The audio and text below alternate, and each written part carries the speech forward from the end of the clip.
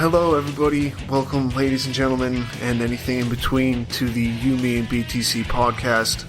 We're here again. This is me, Tim, as you guys all know, and you've come to love my voice. And I'm here with the newly married, and I guess he was moved out the one time we did the podcast before, John Stuart. Yeah. So how's that going? It's going. It's going. It's going. It's going. Yeah, I respect that. Yeah. It's kind of one of those things like turning 18 or turning 21 or whatever, where you're like, I kind of feel different, but I kind of feel the same. Like, I'm still the same person I was before, but like, it's not really that much different. but there's something like different. Like, I can do more things, or my life is different now, but I'm kind of the same person. I can drive a car now. I can smoke now. I can drink now. It's just like you're just ticking off boxes. But you're like the same person. Yeah. It's kind of like that. I mean, spending that much time with anyone is like a different thing, but you know. Well, that's marriage for you guys. Is it tough? Is it tough? What's the hardest part so far? Does she like leave her socks on the floor all the time or something? I don't know. That's probably more me, but Daniel's doing his 5 minutes. Nothing's really like so hard. So John's still the same. John's still good old John. I don't know if our other host, co-host, whatever host has had any kind of life-changing experiences in his day or in the past days that we haven't talked. Are you talking about me? This is Daniel. Yeah, the one who's talking. Daniel Brown. Yeah, Daniel Brown. Have you had anything that's changed your life recently? All right, last few weeks, biggest thing ever. I guess it'd probably be John getting married, so no, not really. It's like someone else's life changing. It's just, I don't know what I'm doing with my life anymore. I need to get on with things. What is going on? Trump's elected. I don't know what's going on. Oh, that's true. I won $150. All right, I got to mention that real quick because we forgot to last week. Yeah, that's about it. I don't think we forgot bet Tim... I had not forgotten that entire time. I was just sitting there like, fuck. Please don't bring it up. Please don't bring it up. Please don't. Yeah, I dominated Tim in that election. I got 3-1 odds. I was betting on Trump, and I won. So that's the biggest life event I've had in a while. So there you go. Again, pawning off of other people's accomplishments and changing their lives. But anyway, that's Daniel for you. So today we're going to be talking about a few things. We had a little bit of something stirred up on the Twitter webs over one of Daniel's posts again. I think this has been the most active week we've ever had on Twitter. And even the whole month has been a little better than average. But the last week, other than maybe Cyril Blank tweeting us and then getting into arguments and tweeting us more. Other than that, we love you, Cyril. But other than that, this last week has been crazy. People arguing about BeCoin and whether or not it's trying to take down Bitcoin, which, yes, I said take over in my title, but I know it was pushy and all that stuff. But whatever, we'll get into it in the second half of the show, I believe, unless I die or something. So we can all be so lucky. But, so we're going to be talking about that for a little bit. Daniel's going to get on about how great it is for you guys to talk to us, even if it's ignoring us and just arguing amongst yourselves.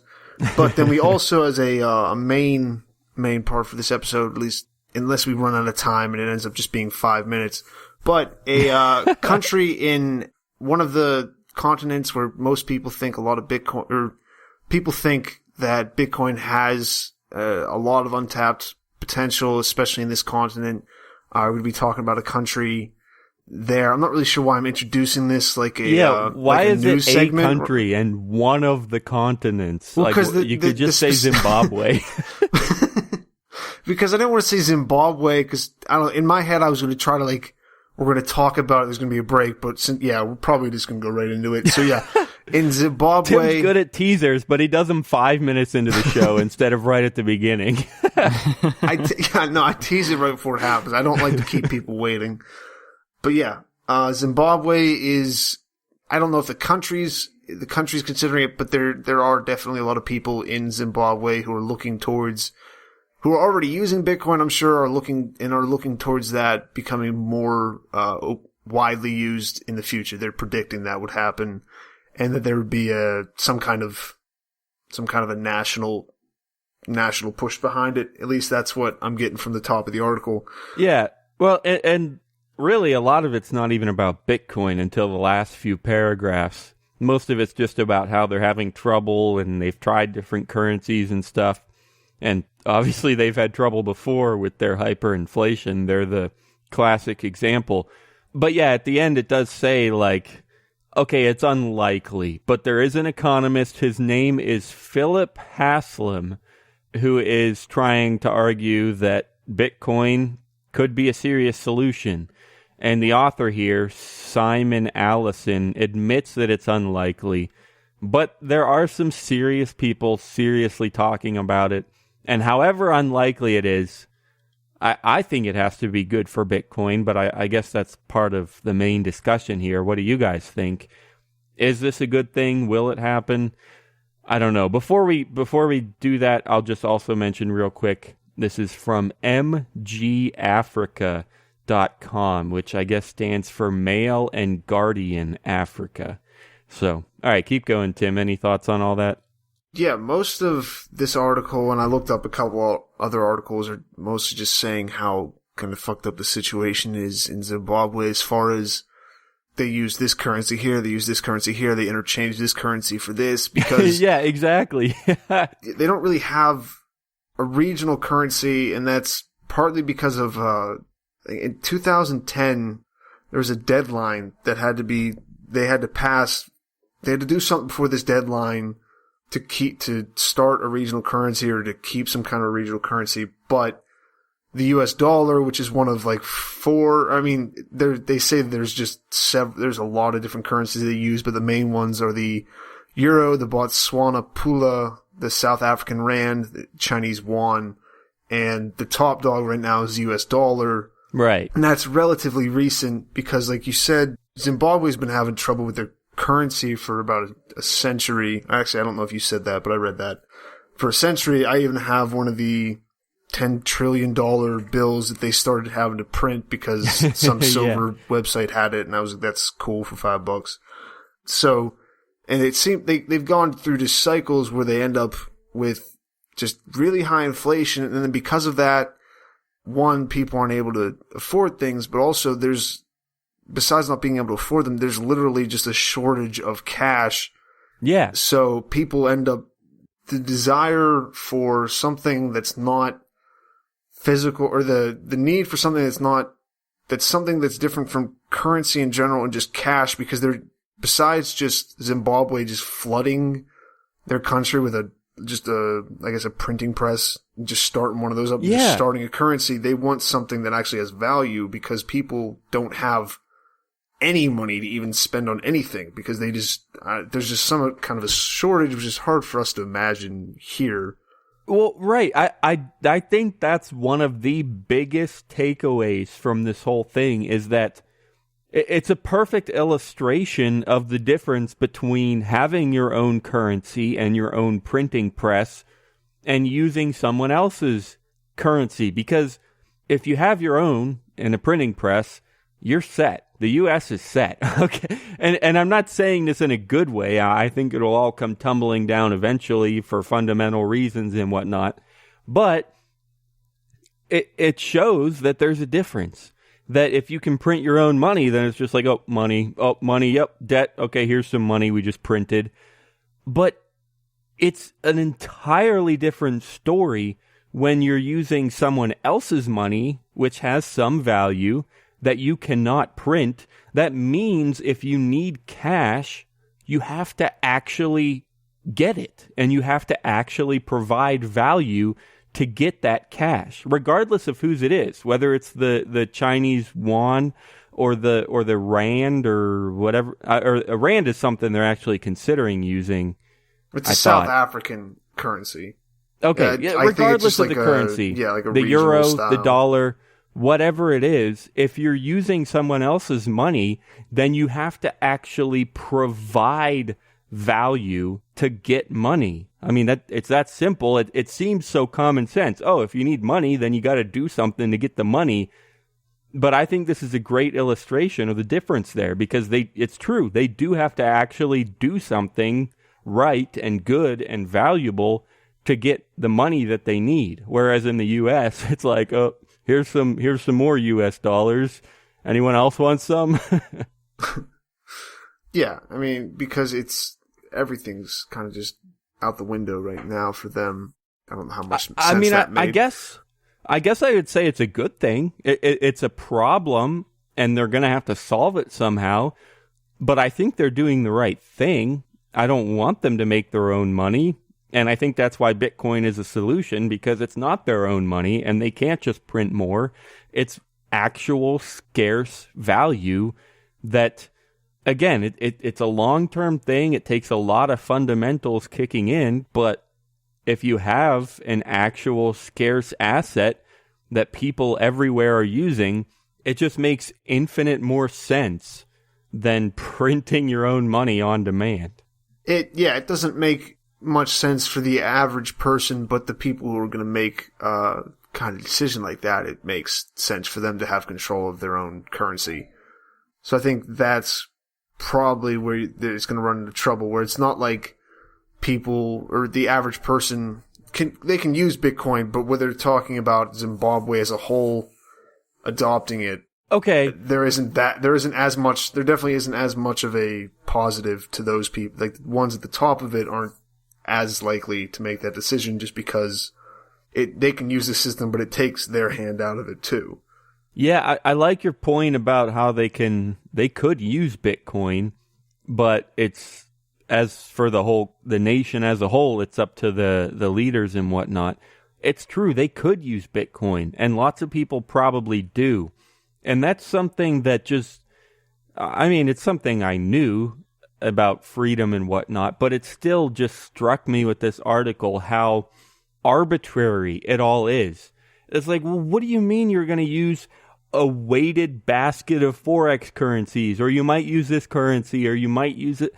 What does it even mean to use a currency or to have a national currency? Why are we even talking about this? I know you can't see me, but my arms are waving right now. It's like, why are we even talking about this? Who cares what the national currency is?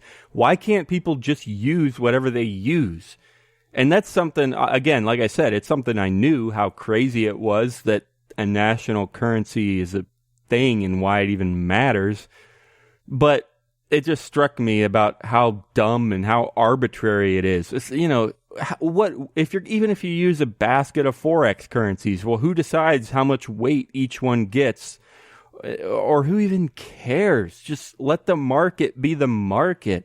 What are you even trying to tell people? Like, what does it mean to have a national currency? The only thing, as far as I know, that it really matters for is taxes. Other than that, well, I guess the other thing would be, traditional debts. You have to accept a national currency as payment for a debt. I can't if Tim owes me $150 for losing this bet, I can't legally force him to give me Bitcoin. I can legally force him to give me dollars. I guess that's the only other thing. But still, that's so arbitrary. Who cares? People are going to use what people are going to use. And if they want that limited to a certain colored piece of paper, then they'll put it in the contract. Yeah, what the heck does a national currency have to do with anything? Ugh, sorry. Are you guys following? My arms are tired, so. You're just over there just like freaking out and everyone's just watching you. Yeah, I mean, I think it's kind of just a symptom of like being in this awkward phase of like transitioning into globalism. And there's okay. You mean, what does that mean? I mean, because people didn't used to be able to talk to people in Africa. Like, people in America didn't used to be able to just like talk to people or send money to people in Africa, like no matter what currency it was. So like, of course everybody had national currencies then, because like the only way you could get a currency is if your government gave it to you. You can't get it from anywhere else. People can't share ideas or share things across borders, really. Yeah, you couldn't send them Bitcoin. And so it just makes sense that, like, in the past, it makes sense that people would have national currencies because, like, like I said, you could only get the currency from the government, and you wanted to know that like you could go 10 miles down the road to another village and still be able to buy stuff. And like I guess, yeah. And it wouldn't be something different than what your village has, because like if every village had a different thing, you wouldn't be able to trade with anybody except people in your like. It just, I think over time it just expands, and it's kind of still in an awkward phase where like, yeah, I agree that that's a factor, and that it's true that, you know, culture and technology have changed money. I'm not sure that applies to the question about why a national currency is even a thing. It makes sense that, you know, you could argue why BeCoin is better than paper money, and it's true, and you're right, it's a cultural thing. And even back in the day, people, it's valuable to have a common money, to have something that everybody agrees on and gives it a certain relatively equal value over time and over people and over space. That's valuable, I agree, even back in the day without internet. But I don't know if that helps much when it comes to the question about why, because even back in the day, we don't need someone to tell us what is money. If I wanted to give you goats for your corn, I could do it. We've had the discussion about having money versus bartering, and it just makes things less complicated. No, I agree. But we could do that without a national currency. Well, we could have competing private currencies. That's what I'm saying. Back in those days when you can't... Why not? Because why can't you have competing private currencies? Because you can't like have enough people to have a movement like that. Like, that's what I'm saying. If they tried to do that then, there's just not enough communication. It'd end up being like only 5 people use this currency. And then, like, at that point, what's the advantage over just bartering? Like, a currency only has an advantage if a lot of people are using it. And the only way a lot of people could use it back then is if they got it from their king or whatever. I think I disagree. And here's why. If we're talking about how easy it is to communicate, you know, and if you're arguing that, well, it's harder to communicate in such a big area and it's harder to send money over such a big area, so therefore in the smaller area they wanted to have common money. Is that kind of what you were saying, right? I'm just saying it's beneficial for everybody to have common money. Like, if there could be if there was one currency that everybody in the entire world accepted, that would be beneficial to everybody. I think I agree. I agree, but I don't get why it has to be a politically decided national currency. Why can't the market just decide? I mean, it could be, what did they call those, shells or something? There's a word that they used to use. Well, cowrie shells? That's my whole point, though. Like, what market? Say, like, in feudal times, like, how would it work that a currency would arise that everybody used? Well, here's the argument I was about to make. If you're arguing that communication is limited, well, trade is equally limited. Yeah. So see, what I'm saying is, like, what if you go to this village that's like 100 miles away and you only get to go there every 5 years? How are you going to start a currency with people over there if you talk to them every 5 years, like once every 5 years? Yeah, but see that I guess, but that's the thing is if I mean 5 years is a long time, but if you're able to get there, then there are other people that are able to get there, and there are, I don't know, you're not the only trader. There are going to be other traders going there every few days, even if you only do it every 5 years. So if you're able to trade with them, then my argument is that you should be able to communicate with them and agree on something privately. Or agree on a few things. It's just not that easy, though. Like, I'm not saying it was impossible for it to happen. It's just like the barrier is so much higher. And if you couple that with the fact that, like, the only people who were educated were rich people in government, and the fact that having a national currency makes it easier to tax people, like, the combination of those 3 things, it makes a lot of sense that there would have been national currencies. Yeah, no, I mean, I think it's just hard to, like, think about that now because we're just so used to being able to talk to anyone, anywhere, at any time. I mean, it's hard for us to think that way as far as like just imagining that like just over a hill, you're like, oh, what the fuck is over there? I've never been over there. I mean, where like like we work and it's like people, I drive an hour to work. It's like, what, like you think of that. It's like the way that's just from the 50s, just being able to just drive around. But then you add the internet and everything, and I don't think we can really understand that at all.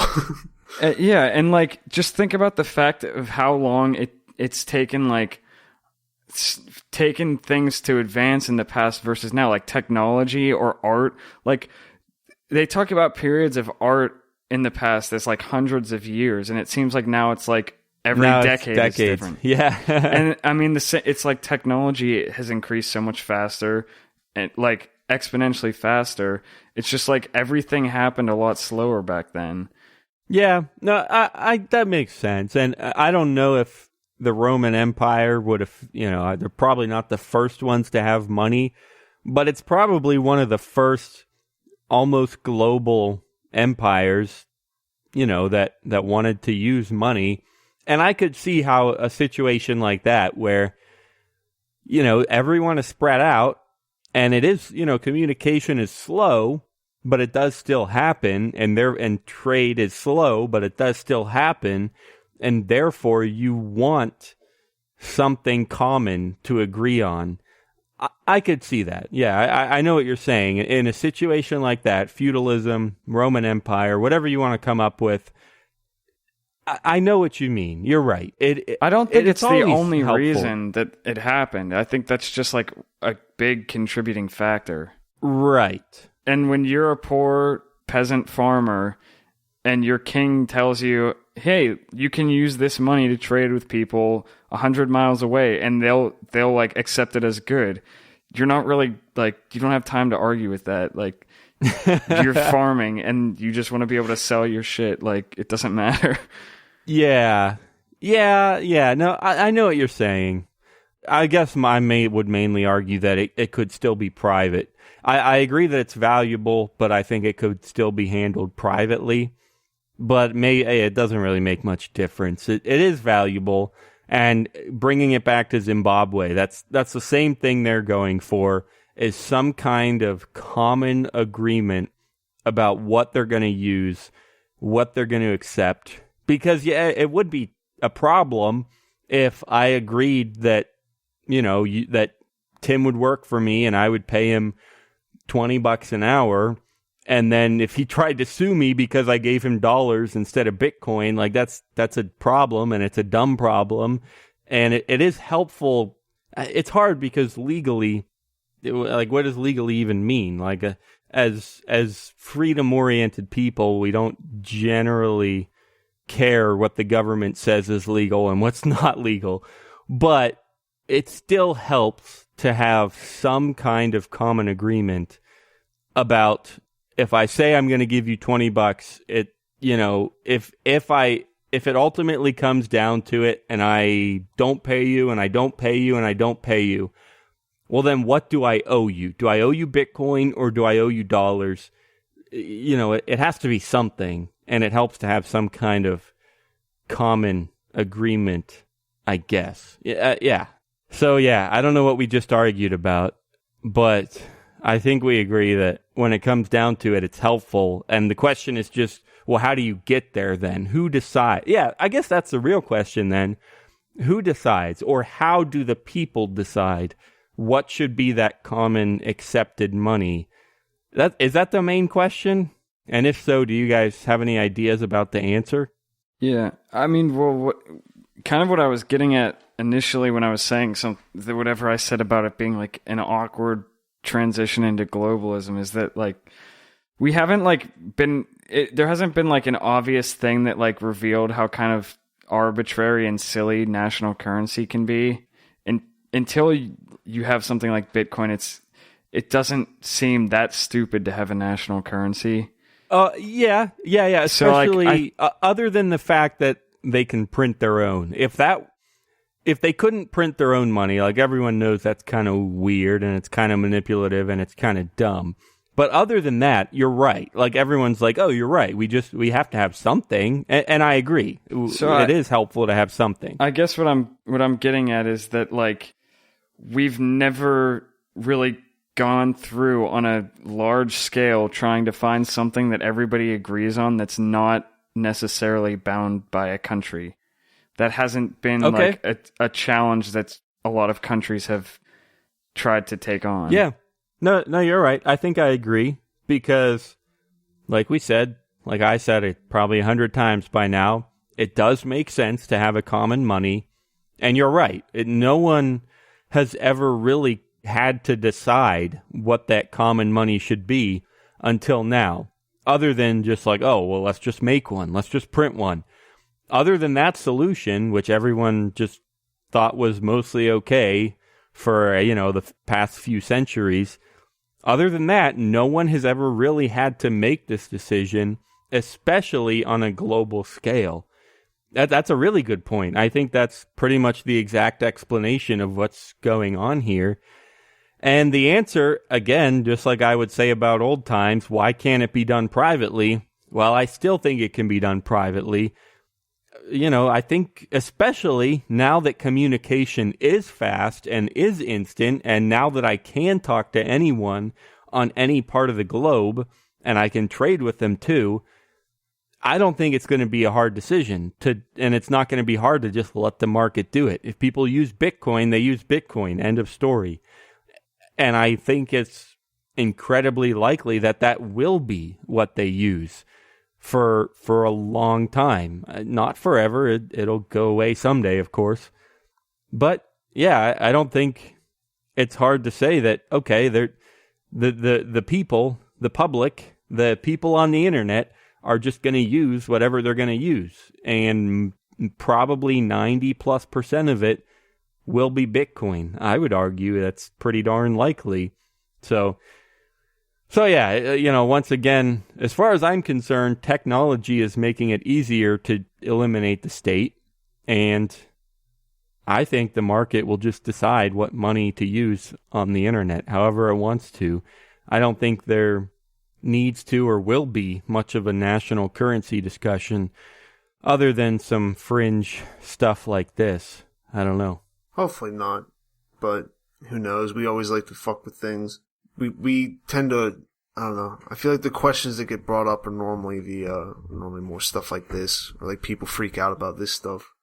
I mean, that's the thing. Like, yes, they're going to argue about it for months or years. The politicians are, and they're going to, make decisions, and a lot of it's going to be arbitrary. But ultimately, nobody cares. Even the people of Zimbabwe, like, if they don't trust the Zimbabwe dollar or whatever they have or make or use or come up with, they don't even care. They'll just use whatever they think they need to use. End of story. It's still the market. Even if the government tries to step in and do X, Y, Z, nobody really cares anymore. It's not like the king says this and your head will disappear. I mean, that still can happen in a lot of places, in a lot of situations, and the threat might not be your head going away, but different threats about imprisonment and whatnot. But compared to, like we said, like we've been talking about, compared to a few centuries ago, nobody really cares anymore. They'll just use whatever they want to use, and nobody really cares. Does that seem right? Yeah, I mean, they'll use whatever's easiest normally. So I think as long as the government doesn't do something where it's putting so much pressure that whatever it is becomes too expensive to use versus something that's legal and something that's more just easier, more it takes less steps to use and it's not dangerous, people are going to use that. So unless the government puts specific pressure on that thing and does like taxes against it, you're still going to get hardcore people using it. But if they put pressure on it, I can definitely see people just not being interested. I feel like that's probably what's going to happen in Zimbabwe. They're probably going to get a decent push to just use the dollar mostly. They already use the dollar. I think that there's going to be more of a push to keep it like that, to keep them Well, how are they going to function then? They don't have any cash if they try to use someone else's money and they don't have any money. It doesn't matter how they'll function, Daniel. We need dollars moving. I mean, that's a good point. I mean, it might just be including them in some kind of central bank blockchain technology, something more like that, which does away with the physical part of the dollar, but just hook them up with zeros and ones for dollars instead. True, that'd be a lot more convenient than coloring money in such a way that no one else can make it. But I do think they have a chance here if as long as especially the US government doesn't jump in and do something, which I don't know how they view Zimbabwe is, and if it's like well, we need to keep this open, we need to keep ourselves in control there. That might not be the case in Zimbabwe, which if it's not, then I am kind of hopeful for them. All right. Everyone's just I'm like, hopeful what? for I them don't even too. know what you just said. They're people. I hope they don't die. I hope they have some kind of money and can continue to function. I hope and they don't just die in a ditch. Build things and make things and live lives and love people and laugh. All right, sorry. That was a little too far, but you know. That was a little too far. No, you're right. I mean, I think it still comes back to what I said. I mean, nobody cares anymore. I mean, so whatever they decide, they'll decide, and people, and we've said this before on the show, but life goes on. I mean, the worst thing that could happen is war, and even then, a lot of people just run away and still live. So not everyone. You're right. It could be even worse. But in general, life goes on. There's not that much to worry about these days. So anyway. I don't know if that's necessarily true. I don't know what he's just been saying. He's like, it could be bad, but you're right. It could be worse. I was like, what? He's like, I guess there's not that much to worry about these days. What? Everything's good. What about the Zika virus? Well, you know, people move There's on. Plenty Life of goes stuff on. to worry about these days. We cured it. It's done. Yeah, I think that was an outdated reference. But It's back to vaccines and All right, autism again. we're ending this. All right, we're gonna come back and talk about something else. John. YMB and BTC is your Bitcoin and Liberty podcast. Cryptocurrency decrypted. We're sitting down with Mr. Jason King. If you want to with the government, feed homeless people, man. Jeffrey Tucker. What's possible in the Bitcoin space sounds a little like science fiction, but if you wait enough time, it becomes a reality. Angela Keaton from antiwar.com. This is what the United States does. It involves killer robots. For Bitcoiners, this is a way to get around that. Subscribe at YMB and BTC.com. All right, guys. So we promised we would touch on, I guess, just kind of cover the Twitter discussion about BeCoin and you know, which is created by Purse. We talked to Andrew Lee last week, and he did a great job of telling us what BeCoin is and what they're working on and what they're doing. And in general, I think Tim and I were both there. No, John. But I think we were excited and supportive. We thought it was cool and interesting. Now, part of that's just because that's how we are. We always are with guests, because it's hard to be mean to someone important that you're interviewing. well, and someone whose website you basically worship. Yeah, purse.io. Save money at Amazon. Learn how to do it. You, me, and btc.com/purse. Got to fit that one in there. But yeah, I guess all I wanted to share is kind of what went down, who said what. The first thing I'll say is, and I'm not even making an excuse. We've already made our excuses. We did a whole episode about clickbait kind of before. My title was a little bit pushy. I know it. Yeah, my title said something like... My title said something along the lines of, will BeCoin ever take over Bitcoin? All right, it sounds kind of pushy, but to be honest... this isn't even an excuse. I think it's just a fact. I mean, it seems possible. Not in an aggressive way, and I tweeted this a bunch. I don't mean anything aggressive. I don't mean that they're fighting with Core. I don't mean they're trying to change the protocol. But, just like we said last week, it's a pretty cool idea. It's nice to have a full node that is completely cleaned up, a lot more efficient, cleaner code that's easier to update. And actually, I'll bring John in here to talk about this some, because that was one of the main things that came up last week was just talking about how, what this is a cleaner version of Bitcoin Core. It's faster and it's more organized. I guess that's the main thing, is it's just written. And we've said before on the show how Satoshi was not the best coder, and he wrote it in C or C++ or something? I think it's and C++. Java. Yeah, probably. But Java is a newer language, and a lot of people prefer it. And I think that is exactly something that John can comment on, because from what I know, he uses Java all the time. So what do you think about that, John? What do you know about clean versus unclean code? You know, if you're unclean, do you have to leave camp for 14 days and say 7 Hail Marys or something? Well, BeCoin it's JavaScript, isn't it? Not Java. True. Yep. Correct. Yeah. Yep. Okay. Yeah. I just was making sure, because that's what I thought it was, but unfortunately I wasn't here last week. I wanted to be, but wasn't able to. I mean, yeah, the place where I work is a really big corporation, and so like it's all enterprise corporate sellout. Yeah, well, Sorry. I mean, it's all the development is enterprise stuff that, like, I mean, I don't know. That can be a bad thing, but like I think recently, especially at the place where I work, there's been a huge push where like people have been realizing that like you need to write good code, because like people 20 years down the road might be using it. If it's at if it's at like this big corporation, it's not that easy to just like rebuild everything all the time. So like stuff kind of you get trapped with old code, right? And oh yeah, I think over years people have realized what stuff sucks to look at 20 years later, and like what's hard to maintain over that long of a period. So yeah, I mean, writing clean code is a big thing. And when you're making an open source library like this, if it's not clean like that, it's just going to die out really quickly, and people aren't going to want to use it. Yeah.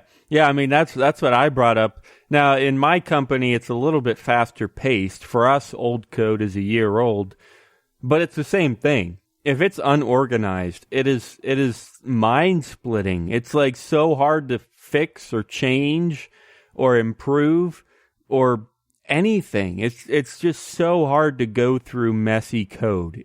Even if it works perfectly, it does exactly what you want it to do, but it could still be a disaster because you can't understand it and you can't improve it. And there's also like there's two facets of writing like bad code or like not clean code. Like one is just being able to read it and understand what's actually happening, and the other is like the fact that there aren't these weird things where like this line of code over here like affects what's happening in another line of code all the way over there. Yeah. And like if you change this one thing, you're going to have to rewrite hundreds of lines to make the whole thing work. Like there's stuff like that, but then there's also just, like I said, being able to actually understand what's happening and be able to read it. So it makes a huge deal to have something that's well written. Yeah, that's something that goes through my mind fairly often. So coding is a lot like math, and one of the ways that applies is that with math, there are infinite ways to write an equation, literally. I mean, you could say 1 equals 1, or you could say 1 plus 1 minus 1 equals 1, or you could say 1 plus 1 minus 1 plus 1 minus 1 equals 1. Literally, that could go on to infinity, and it all means the same thing. And it's the same way with code. If you want to set a variable equal to 10, you could do it at the beginning, you could do it at the middle, you could do it at the end, you could do it in this function, you could do it in this function's function, you could do it in this class's function, and it all means the same thing. But that means that being a developer, a good developer, is not just about making the code do something. All right, if a real professional mathematician at some university tried to publish something that explained how 1 plus 1 minus 1 plus 1 minus 1 plus 1 minus 1 plus 1 minus 1 plus 1 minus, how it all equaled 1, nobody cares. That's not helpful. If you're going to be a good mathematician, if you're going to be a good coder, It's got to be organized, and it's got to make sense. That's the main thing, is people just have to be able to understand it, see what it means, and work on it themselves and change it themselves. So you could set a variable equal to something anywhere in the program, and your job is to figure out where it really needs to be done and where it makes sense to be done. Yeah, I was reading an article today that actually said, well, the guy was arguing that coders probably spend more time reading code than actually writing it, which I don't I don't think it's a probably. I think it's a pretty strong, definite. Yeah, that's especially true for me, because the only code I read was written by my CEO. For the most part, I read all kinds of code, but the bulk of it was written by my CEO, who is not a coder. He just did it because he was the only one around at the time who could. And it is incredibly messy. I'm sorry, man. I love you. But it is incredibly messy, and I do have to fix it all the time. And I said this last week, I love doing that. It's tough, and it takes a lot of work, but OCD or ADHD, whatever, I still love it. I love organizing stuff. Yeah, refactoring is like one of the greatest pleasures. Exactly. It really is. It feels good to get all the tab spacing right and everything. Yeah. Well, hey, this is actually an almost perfect transition into the last thing that we wanted to talk about. I don't know if you finished saying stuff about BeCoin, though. Okay. Let me wrap it up. There wasn't a ton more to say. It was basically, okay, I explained the title, and so the discussion was mainly about, well, why are you making a different kind of Bitcoin? I mean, why Bitcoin already exists, Bitcoin Core. Why do you need to make it again and make it different? That was the main discussion on Twitter when it came down to it. And there was, like I said, there was a little bit of misunderstanding about the title that muddied the waters some. But yeah, the main thing came down to, is it good or bad to have another version of Bitcoin where it's the same protocol, but a different program, a different implementation? And okay, let's spend a few minutes there before we move on, because that's an important question. To me, my analogy would be browsers, okay? The internet is a protocol, HTTP and TCP/IP. There's a million protocols in there, but they're all the same. I mean, there's different versions and whatnot, but still, HTTP is always HTTP, whether it's on my computer or your computer or Windows or Linux or Android. It's a protocol, and it's always the same.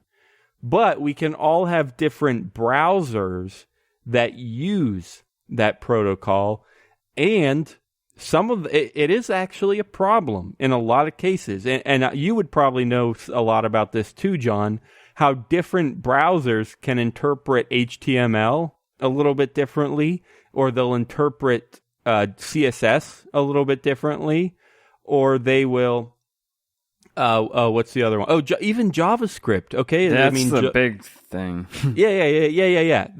So it's all the same protocol. Well, I mean, JavaScript is not HTTP, but still, JavaScript is JavaScript, and all the different implementations, all the different browsers interpret it and execute it slightly differently, and it makes it hard as a developer.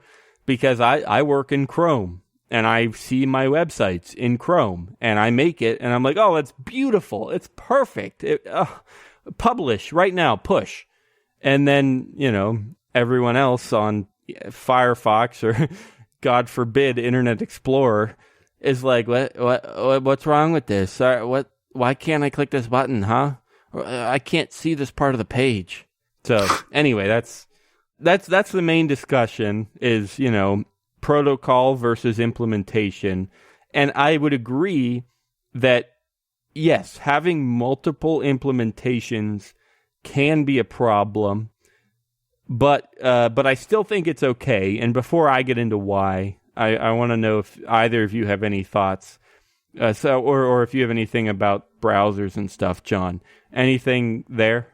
Well, I do have a thought, and it is that I happen to know that JavaScript at current time has like a really, you wouldn't say fledgling because it's not really fledgling, but JavaScript is like kind of in a renaissance right now. Maybe that's a good way to say it. That sounds really pretentious, but there's sort of like a JavaScript renaissance happening right now.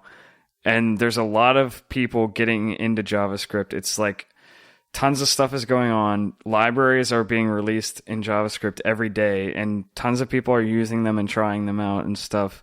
So just from that perspective, it makes sense to make different implementations of Bitcoin, just because, I mean, maybe I'm wrong about this, but I'm pretty sure that C++ doesn't really have the flourishing community that JavaScript does. It's kind of like a lot of curmudgeon old men like doing C++ at working at places like where I work.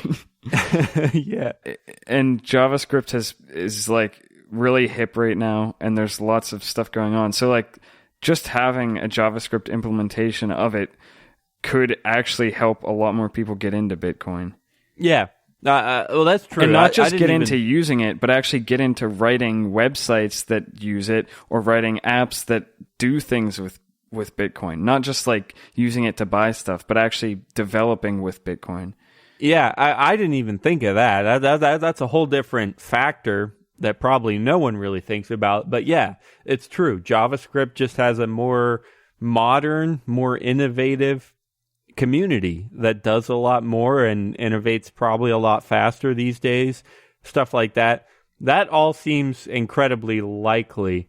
But still, I don't know if that answers the question about, is it bad to have multiple implementations? Let's say that Satoshi wrote his original implementation in JavaScript. Okay, would it be worthwhile for someone to come along today and try to write one in C++ or in Python or in Ruby or whatever else there is out there? Is that generally valuable to have another implementation that works on the same protocol? What do you think? Again, I have an answer, but I just want to know if there's any thoughts. I think if it's better, absolutely. If it's the same thing or worse, it's just annoying. But if it's better, yeah, I'm all for it. Okay, yeah. Well, I guess that's exactly it. Is you don't know until you make it and until people use it. If someone's making it, they're going to argue that it's better. All right, they're not going to make it if they don't think it's better. And because someone thinks it's better, I'm going to let them have at it. Yeah, go for it. Try it. Write it. Make it. If it's better, then tell other people about it, and they'll work on it and build more and use it. And if it really is better, then it really will take over, just like I said in my title. If it's better, it'll take over, just like Chrome took over Internet Explorer. All right, imagine the argument that we only should have one implementation is like saying we should have stuck with Internet Explorer, right? I mean, nobody ever would say that. Try something better, and it probably will be better if the old version is Internet Explorer. And if it is better, it will take over, just like Chrome has. So, yeah, that's where I would stand.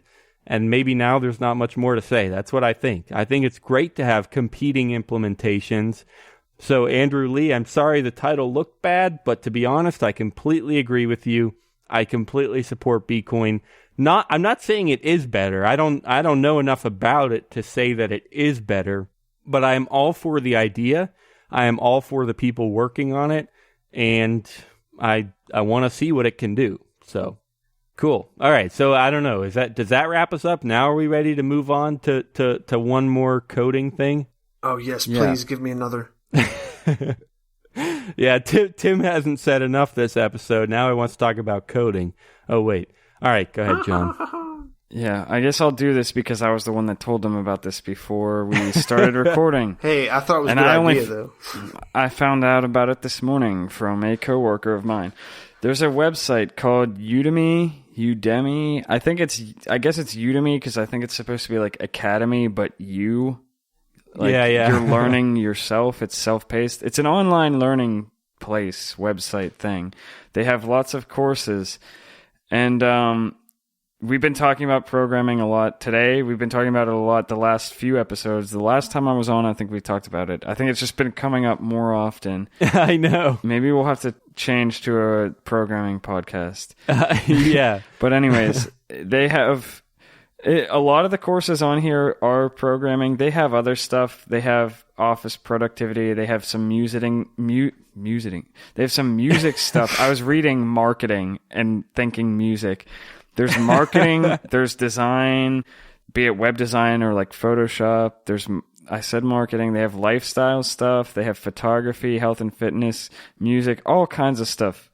But right now, as I speak, every course on their entire website is $10. I signed up for a course that used to be $200 for $10, and you have lifetime access. This sounds like an ad, but we're not getting paid yet. This is just, and by the time you listen to this, it won't be $10. They're going to raise the price of the courses every other day until Black Friday, I think. Yeah, so check that out if you want to get into coding or you want to take courses on anything else. We might be getting an affiliate link. If we do get an affiliate link, it will be the normal website of ours, /learn. So that'd be either youmeandbtc.com/learn or ymb.tc/learn. Yeah, exactly. And even if we don't have an affiliate link, we'll make it redirect for you just to make it easy. Because I'm not a huge fan of their brand. It's hard to say and hard to spell and stuff. So regardless of whether it's affiliate link or not, if you want to support us, you can. If you really don't want to support us, whatever, you're an idiot, but just Google Udemy if you really want to. Figure out how to spell it yourself. Yeah. But regardless, it'll be youmeandbtc.com/learn. So yeah, check it out. I'm going to do the same. John just told me about it before the show, and my favorites were about animation and about Unity and gaming. So I'll be looking into some of that. John and I, we got into animation some in high school, and I still really like it. Yeah, I'd like to get back into it. I'd like to get into game design too. Yeah, exactly. So I will be looking into it too. youmeandbtc.com/learn. All right, guys, are we good to wrap it up? Are we calling it for another week? This was a nice long one. I don't mind that. It's been a while since we've hit an hour, so we're pretty close now. Oh, I'm so proud of ourselves. Should we just accidentally forget about advice of the week? I'm ready to wrap it up. I don't think anyone will be angry about that. Advice of the week: go learn stuff. Yeah, just buy stuff. You could have done it before. Your advice is just to fuck it. I don't know. I don't know how I'm going to cut that together, but if I have to give advice, it'll be something about like, don't worry what currency the government says you have to use. Just use whatever you want to use, and it'll be valuable, stuff like that. You know, worst thing that can happen is war, so that's what I got. All right, guys, we will see you next Thursday. Seriously, thank you so much for joining us. As always, couldn't do it without you. All of the music that you can hear right now is from John Stuart. So for once, he is with us in voice and in heart. You know, when he's not here, we're like, oh, well, he's with us at heart and it's music. But now he's also with us in voice. So thanks for that, John. And we will catch everyone next Thursday. Peace out. Bye-bye.